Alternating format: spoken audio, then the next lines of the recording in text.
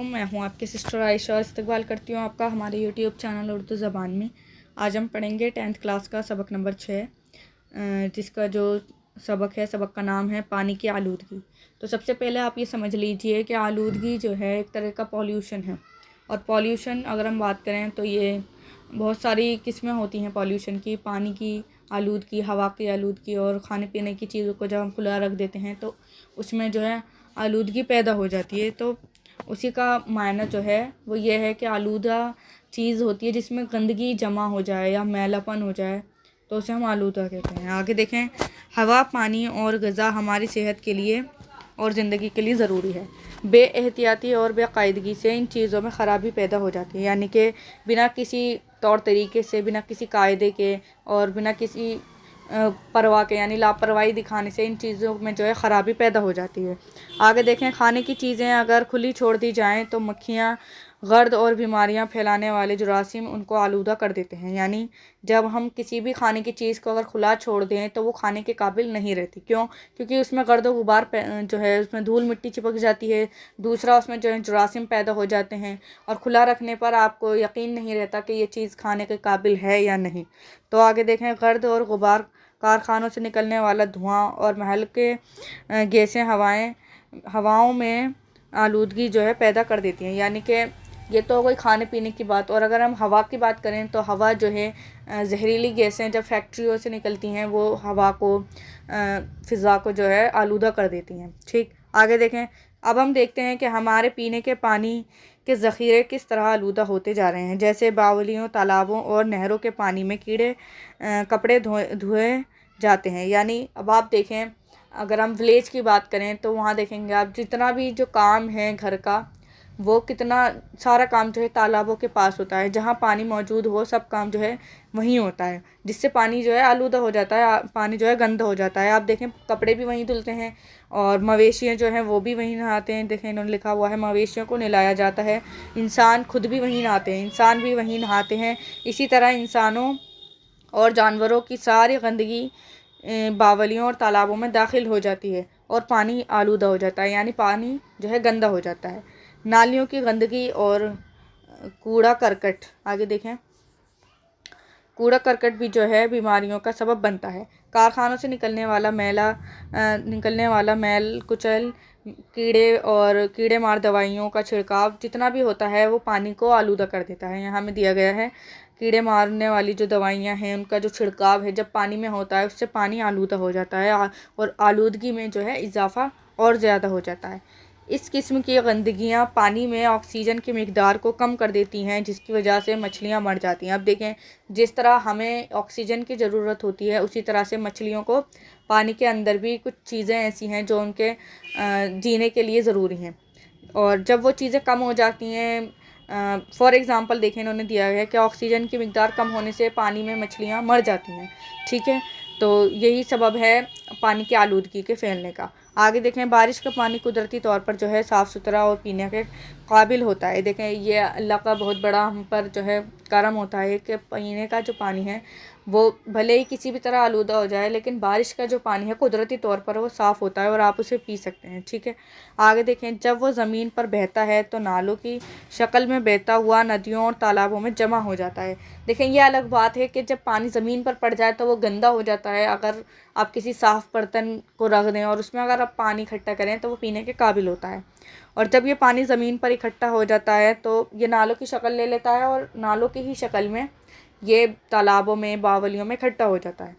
इस पानी में मिट्टी के ज़र्रात, नमकियात और दूसरे मादे भी शामिल हो जाते हैं। यानी जितनी भी गंदगी है वो दोबारा जो है उसमें पानी में शामिल हो जाती है, यानी नमकियाती, यानी उनमें जितने भी ऐसी खारी चीज़ें हैं वो, और ज़र्रात यानी छोटे छोटे से रेज़े छोटे छोटे टुकड़े जो हैं वो भी पानी में मिल जाते हैं। इसी वजह से ये पानी गदीला हो जाता है और पेचिश, आगे देखें, कब्ज़, पेट दर्द और हैज़े जैसी बीमारियाँ जो हैं फैल जाती हैं, उनमें इजाफ़ा हो जाता है। ठीक है, अब देखें, आलूदा पानी को पीने के काबिल बनाने के लिए इसे जोश देकर ठंडा करें और छान कर किसी साफ़ बर्तन में रखें। यानी पानी को साफ़ करने का अगर हम साइंटिफिक तरीके से अगर हम देखें तो पानी को हम उबाल कर या उसे जोश देकर गर्म करके हम उसको पीने के काबिल बना सकते हैं और उसे छान लें, फिर एक साफ़ बर्तन में कर लें तो वो पीने के काबिल बन जाता है।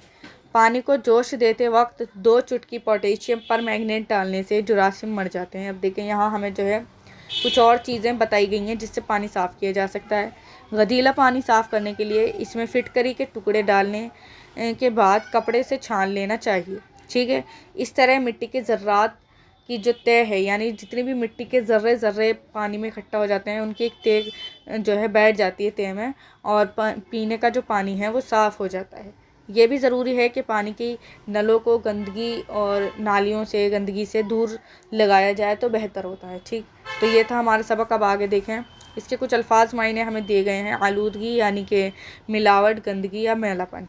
बेएहतियाती यानी लापरवाही, यानी एहतियात ना करना, किसी भी चीज़ को लापरवाही से काम, मतलब लापरवाही करना किसी काम में, तो उसे हम कहते हैं कि आपने बेएहतियाती की है, गलती आपकी ही है। ठीक है, अब आगे देखें, बेकायदगी यानी बिना किसी कायदे के, बग़ैर तौर तरीके के, हम कह सकते हैं बेतरतीब। ठीक है, बेतरतीबी या बेतरतीब आप कह सकते हैं, लिख सकते हैं आप अगर एग्ज़ाम्स में आपसे अल्फाज मायनों के तौर पर पूछे जाए। अब देखें, जुरासिम कहते हैं कीड़े मकोड़ों को। आलूदा, गंदा। अब देखें यहाँ पर हमें 2 चीज़ें दी गई हैं, पहले दिया गया था हमें आलूदगी और दूसरा दिया गया हमें आलूदा। ठीक है, तो आलूदगी आप सोचें इसे हम पॉल्यूशन भी कहते हैं, और अगर आप इसका मायना लिखें तो वो गंदगी होगा, और आलूदा अगर आता है तो इसे सिर्फ इसका मायना गंदा ही होगा। ठीक, ज़र्रात, ज़र्रे की जमा यानी रेज़े, छोटे टुकड़े। नमकियात यानी खारी चीज़ें, जिसे हम कहते हैं नमकीन चीज़, ये पानी में जो है नमक होता है यानी पानी खारा होता है, तो ये वही चीज़ है। आगे देखें, गौर करने की बात में देख लीजिए, सेहत के लिए हवा, पानी और ग़िज़ा ज़रूरी है। ग़िज़ा कहते हैं खाने पीने की चीज़ें।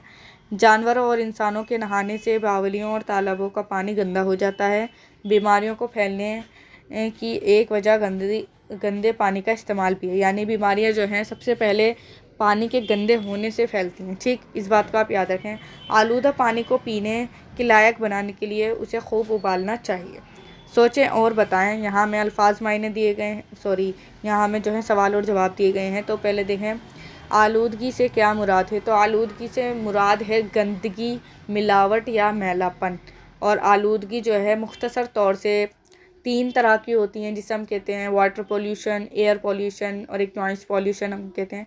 लेकिन आप जब उर्दू में लिखेंगे तो आप ये लिख सकते हैं कि पानी की आलूदगी, हवा की आलूदगी और खुली चीज़ें रखना, खाने पीने की चीज़ों को खुला रख देना, वो भी एक आलूदगी में ही शामिल है।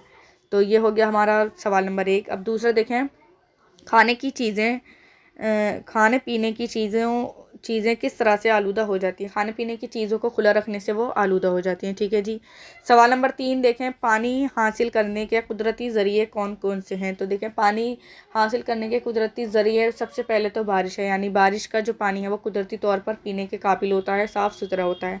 दूसरा, आप पानी जो है तालाबों से, नदियों से, या जितने भी खुली जगह है जहाँ पानी बहता रहता है, तो बहता हुआ पानी जो है पीने के काबिल होता है, साफ़ होता है, आप उसे पी सकते हैं। ये हमारे कुछ ज़रिए हैं कुदरती तौर पर जिनसे हम पानी हासिल कर सकते हैं।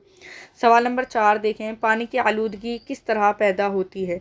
पानी की आलूदगी जो है पानी में यानी तालाबों में, बावलियों में मवेशियों को नहलाने से, गंदगी जो है इंसान की और जानवरों की जब गंदगी पानी में मिल जाती है उससे पानी आलूदा होता है।